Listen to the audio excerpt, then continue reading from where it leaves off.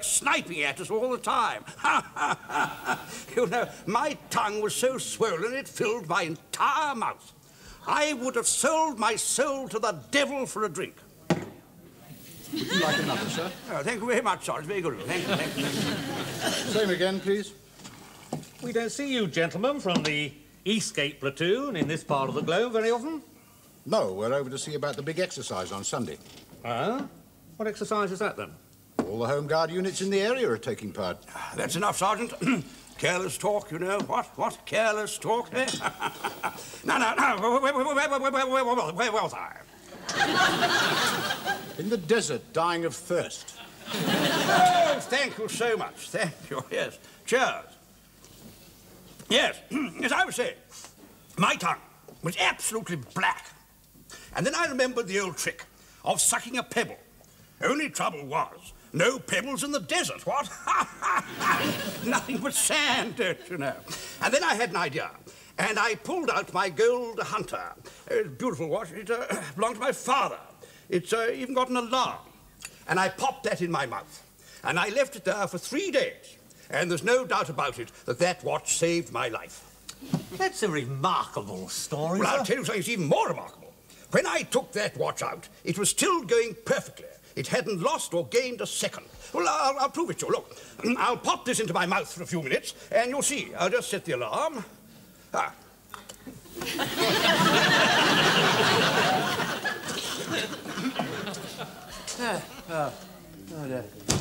Well, I must say I could do with a glass of beer, sir. Oh, yes, I always look forward to my pint after the parade. Lord, look. There's that terrible old bore, Captain Square, over there. I wonder what he's doing over here. I suppose he's over from Eastgate, about the scheme on Sunday. Yeah.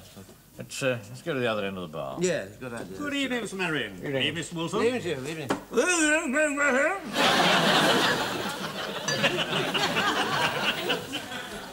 What the devil's he doing with the watch in his mouth? Well, perhaps he's watching his drink, you see. You know, just a little play on words, you see what I mean, sir? Oh, really, Wilson? The sense of humour gets more childish every day. Ah, there we are. And still going. What did I tell you, eh? Well, I think this calls for another drink, don't you? Oh, I'm so sorry, Mainwaring. You were first, after you. Oh, please, carry on. Well, the same again, then, please. Well, Mainwaring, are you looking forward to Sunday? Should be an interesting day. You're going to find it difficult capturing that mill with us inside. How are you going to get across all that open ground? I dare say a way will be found. And now, gentlemen, it's your turn. Sorry to keep you waiting. Thanks. Yes, please. Yes, thanks very much, yes.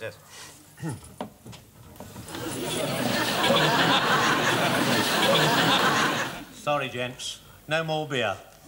Well, that's nice. When that man is dead and gone. When that man So, gentlemen, is dead. this is without doubt the most difficult exercise that we have so far tackled. To sum up, then, here is the windmill, inside Captain Square and the Eastgate platoon. The wall here, river here, boathouse here, and here, bushes and trees. All round the windmill, completely open ground, not a scrap of cover anywhere. Now, our job is to get across that open ground and plant a high explosive inside the windmill. Any suggestions? Mr. Speaker, sir. Yeah. What about a tunnel, sir? Tunnel. Tunnel? Yes, sir. See, we all go round behind that wall and we can dig a hole in a downwards direction, sir. Down and down and down, then suddenly we can start digging sideways, so sideways. Then when we think round to the mill, start digging upwards. And God willing, we'll be in the mill. Or else in Australia. I think you're in the realms of fantasy again here, Joe. Here goes again, these realms of fantasy. He's playing with fire, you know. I control his meat. I've got an idea, sir. I seem to remember there was some play of Shakespeare's. I can't quite remember which one it was, a play of his, anyway. And there was a king, some sort of king, who invited his troops to dress up as bushes so that they could move across the open ground in order to attack the castle. Yes. Just above the bushes? There's bushes, yes, that's right, yes. Well, that sounds a very good idea. Yes. Now, you going to be polishing there long, Verger? I don't know, I've got to keep the place clean. The state you leave it in after every parade is a disgrace. We'll do it some other time, will you? You're getting on my nerves creeping about the place with that miserable look on your face. This happens to be my normal expression. You can't be a verger with a funny face, you know. You think that managed all right? Yeah, I guess. That's what they treat me like. Dirt. Sorry about that, gentlemen. Where were we up to? I've got an idea, sir. Why don't you get one of us inside a dummy log, and then we can float down the river till we get to the mill, and that should do the trick. Yes, that sounds rather a good idea, Walker. The only thing is that somebody would have to push the log, and I don't think any of us could stay underwater for that length of time. We'll get someone in a diving suit to push the log. Diving suit? Don't be absurd. Who's got a diving suit? I've got a diving suit. You have? How did you come by that? It happened when I was in the South Seas with a friend of mine, Wally Stewart. We were diving for pearls.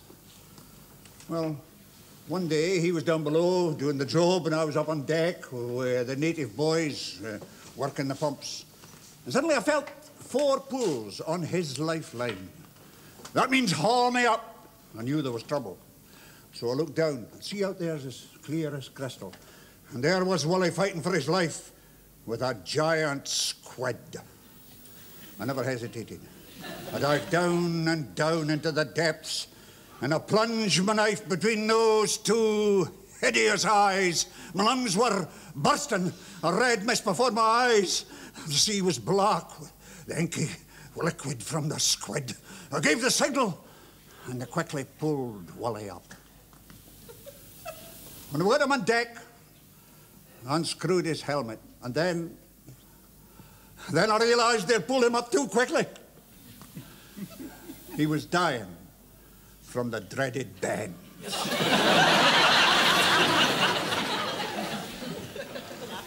I cradled him in my arms, and he gazed up at me and said, "Joe, look after my poor old mother. See that she gets all my property." Well, all he had was his diving suit, and it was no use to her, so I gave her 10 bob and kept it. Every time after that, whenever I went down in that diving helmet, I could hear poor Wally's voice crying.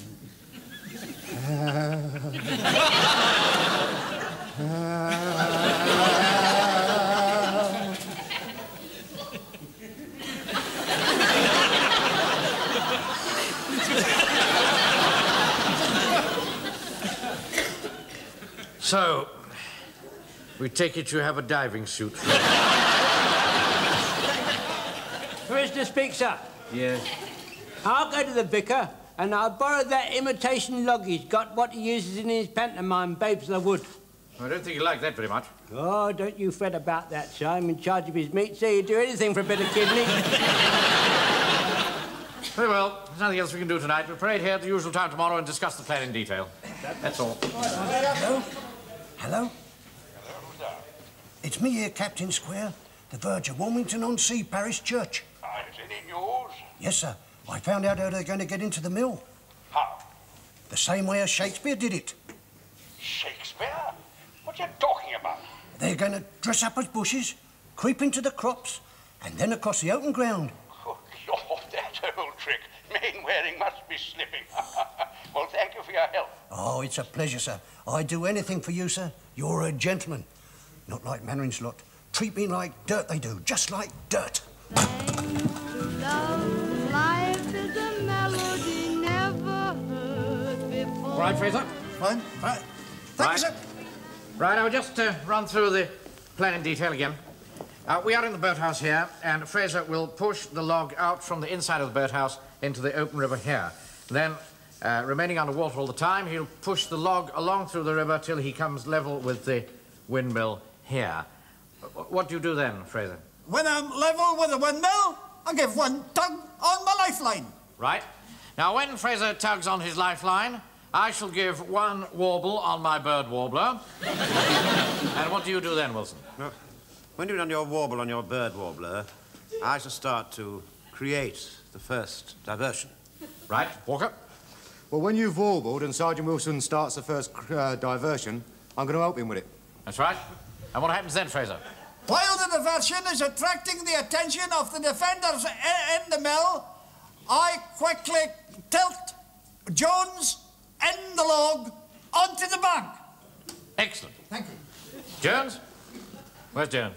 He's dressing up as a log. Hurry up, Jones. Shouldn't take you all this time to dress up as a log. And here we have Betty in a natty little one-piece woodland ensemble. Like a melody. Walker.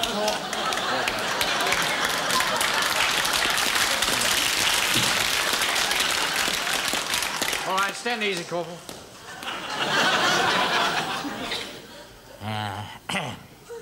What do you think, Wilson? I don't know what to think, sir. I really don't. It's too late to change our plans now. I'm just going to go through with it and hope for the best. Yes, quite, sir, yes. Yeah. All right, Jones. Where are you, Jones? Jones. I'm here, sir. Ah, I see.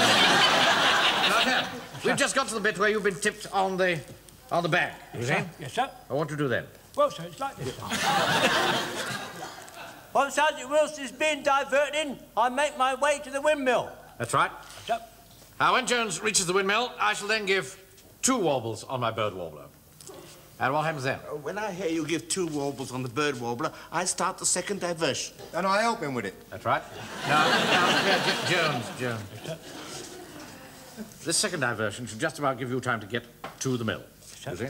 You flat yourself against the outside so that the people inside can't see you. You then divest yourself of the log and climb up the ladder here and throw the bomb in through the window here. How are you going to carry the bomb? Well, sir, I slap that between my legs, sir. What? I slap a piece of string round my waist, and it will dangle between my knees, sir. And at a given point of choosing of my own, I shall let loose the string and the bomb will drop down on the floor, sir. I see it. Sir? Give him the time bomb. Right, sir, Wilson. right, sir. Here you are, Jonesy. Just try and keep still for a moment, will you? It's really rather difficult, this, you know, sir. I can't quite see where to put the... It was really rather neat, wasn't it? All right, tie it on, Jones. Right, sir. As quickly as you can. Yes, right, sir.